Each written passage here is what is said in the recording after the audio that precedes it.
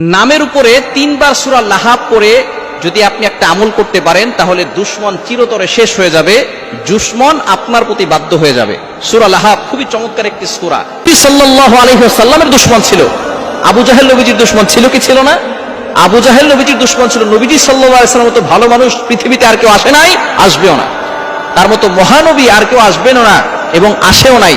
নবীজি সাল্লাল্লাহু আলাইহি সাল্লামেরও দুশমন ছিল। সুতরাং আমার আপনার দুশমন থাকবে। আপনি যখন ভালো কাজ করবেন, হক কথা বলবেন, সঠিক কথা বলবেন, তখন আপনার দুশমন বেড়ে যাবে। এই দুশমনের ক্ষতি থেকে বাঁচার জন্য দুশমনের নামটা লিখবেন। প্রথমে ওযু করে আমলটা করবেন। কিভাবে করবেন বলে দিচ্ছি।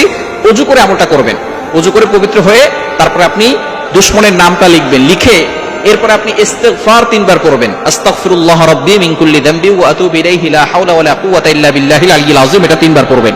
এরপরে দুরূদ শরীফ 3 বার করবেন। দুরূদ ইব্রাহিম পড়ার চেষ্টা করবেন। আল্লাহুম্মা সাল্লি আলা মুহাম্মাদ ওয়া আলা আলি মুহাম্মাদ কামা সাল্লাইতা আলা ইব্রাহিম ওয়া আলা আলি ইব্রাহিম ইন্নাকা হামিদুম মাজিদ। আল্লাহুম্মা বারিক আলা মুহাম্মাদ ওয়া আলা আলি মুহাম্মাদ কামা বারাকতা আলা ইব্রাহিম ওয়া আলা আলি ইব্রাহিম ইন্নাকা হামিদুম মাজিদ। এটা 3 বার করবেন। এরপরে সূরা লাহাব 3 বার করবেন। বিসমিল্লাহ সহকারে সূরা লাহাব 3 বার করবেন।